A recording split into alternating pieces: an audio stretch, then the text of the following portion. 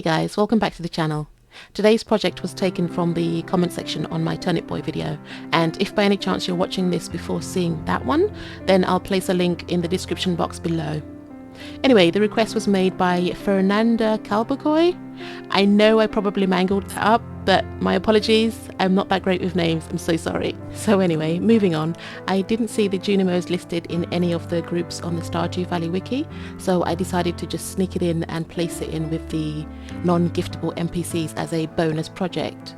And because Stardew Valley just has so many characters and little oddities that can be turned into amigurumi, I was spoilt for choice, and in order to combat decision paralysis, I opted to just enter the categories into a wheel spinner and let fate decide. When I saw the category spin land on the non-giftable NPCs, I started to get a sinking feeling. Not in a bad way, but what are the chances of me adding something to this category and it being chosen really? I mean, okay, it's 1 in 12, but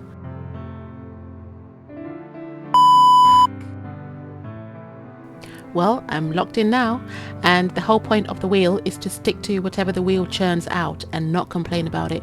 Otherwise, it would render the whole exercise useless and kind of defeats the point. So from this point, I went online to get some reference pictures. I know it's a simple project, but you still need reference images, even if it's just to look at inspiration. But anyway, I came across an image of these pins and I immediately was compelled to make my Junimo cuboid. So anyway, I began as usual with a magic circle using red yarn, and as it's similar to Turnip Boy in that I'm writing this pattern as I go, I'm also using a chunky yarn to do this. I need to see the mistakes quickly as I work, and this speeds up the corrections and minimizes the amount of times I have to unravel the piece. I might end up regretting choosing to make the Junimo cuboid, but those pins were just too cute and so adorable. But the downside of making cubes in the round is one of the things I hate to do most in crochet, and as any of you who have made amigurumi before will know, that crocheting in the round eventually shifts the starting position, and if you keep going for long enough, you'll notice your starting point shifts in a spiral pattern working its way around the project, especially with all the increases and decreases.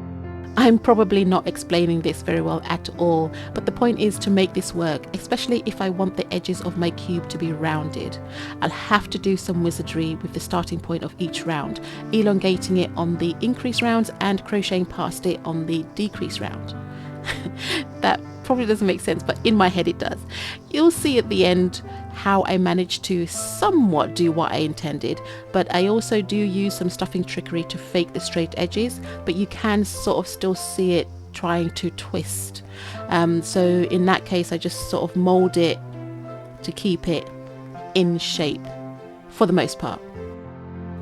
So because the wheel churned out the Junimo as the first Stardew Valley project, I don't want anyone to feel robbed in any way, so I will be spinning again very soon. As I said before, there are so many characters to choose from, so it only makes sense to revisit once in a while. I'll probably start a Stardew Valley playlist, maybe, possibly, if the need calls. And I at the very least want to make all the bachelorettes, so let's see how many spins it takes for me to get there. Either way, I'll keep using the wheel until the choices are narrowed down to a more manageable number.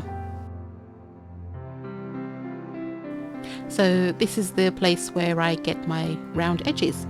Normally in crochet, if you want a sharp, steep angle, you crochet in the back loops only, allowing you to bend the sides, and you can carry on with a nice sharp 90-degree angle. But I wanted a softer, gradual transition, so I kept crocheting in both loops. This effect is subtle, but pretty effective.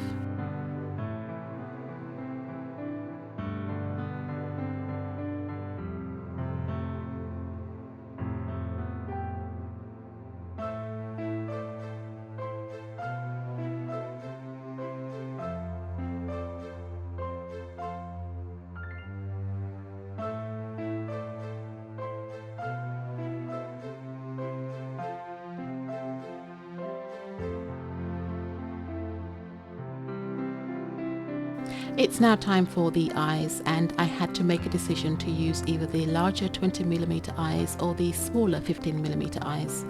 I tried the larger eyes first, and after staring at them for a while, I realized they reminded me of something, but I couldn't quite put my finger on it until, of course, it hit me.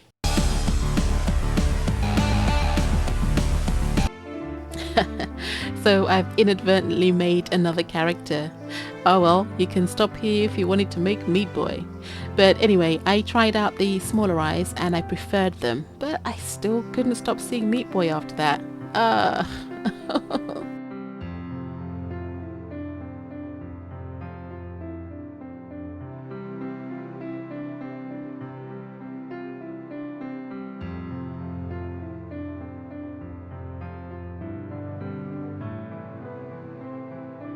The cheek highlights are pretty simple. You simply chain the number of stitches you want, turn and slip stitch your way back down. I must admit, it's the highlights that really maximizes the cuteness level of the Junimo. So the limbs are also quite simple. I just crocheted a tube essentially and made 3 more identical ones. These will be the hands and feet, and you can actually get away with just crocheting 2 rows and making them sort of flippy floppy the way they are in game, but because I wanted my limbs to have some structure, I needed the tube. To provide the structure, I will be using regular pipe cleaners. I used the black pipe cleaners but turned round the ends of both sides after measuring them and pinching the sharp ends to stop being jabbed every time I wanted to pose the Junimo. Now, I've just realised that throughout this entire process I haven't actually described or said what a Junimo is. To be fair, full disclosure, I don't know myself either because I haven't finished playing the game. Oh my god, how many games have I not played? So many. But yeah, I don't know what the Junimos are. I just thought they were cute. I liked them. I wanted to include them. Yeah. For the leaf on top of the Junimo, I crocheted one side of the leaf just to reduce on unnecessary bulk.